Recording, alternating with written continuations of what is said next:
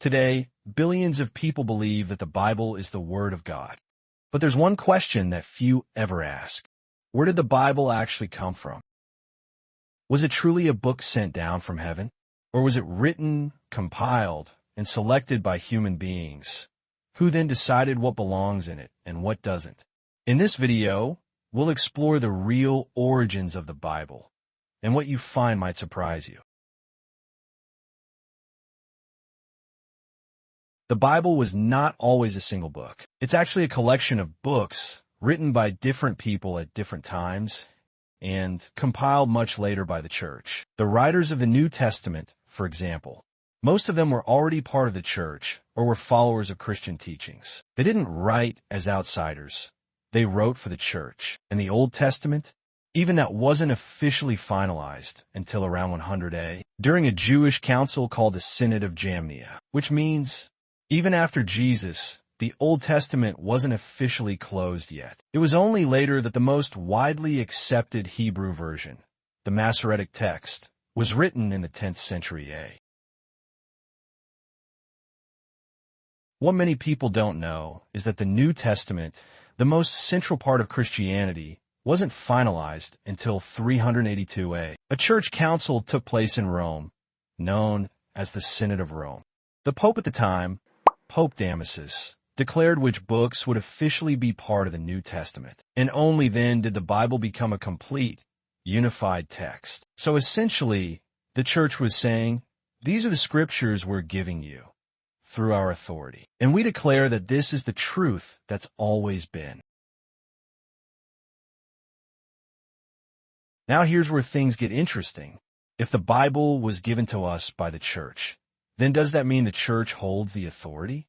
Or does God, according to the church, only they can interpret the Bible correctly because they believe they are guided by the Holy Spirit? But think about it. If I write a book and claim, this is from God, would people believe it just because I say so? Every religion believes their book is divinely inspired, whether it's the Vedas, the Quran, or the Buddhist sutras. So who gets to decide what's true?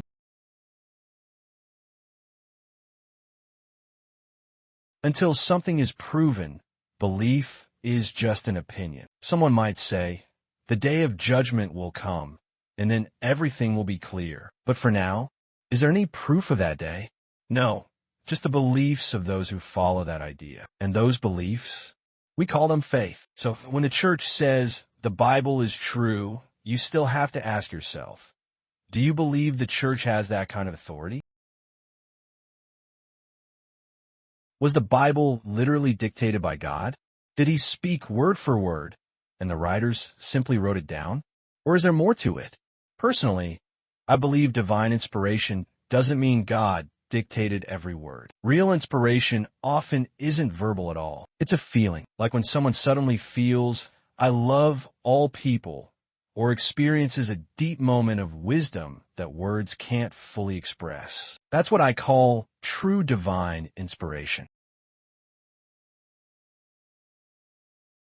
When someone is inspired, they'll express it using the language, ideas, and beliefs they grew up with. If someone grew up in a Christian setting, they'll say, I am one with Jesus. If they grew up reading the Upanishads, they might say, we are all God in different forms. The message may be the same, but the way it's said is shaped by culture and experience. So when someone says the Bible is divine, they might be right, but perhaps it's divine human expression, not divine dictation.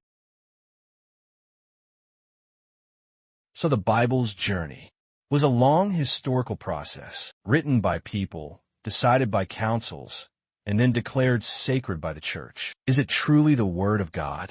Maybe, but different people understand God and truth in different ways. The real question is, have you ever tried to find out for yourself what you believe and why?